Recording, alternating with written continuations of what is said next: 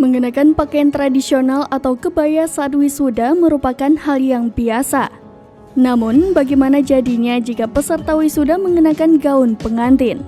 Seperti yang dilakukan Alia Fitria, siswa yang baru saja lulus dari SMP Negeri 1 Cikijing, Majalengka, Jawa Barat.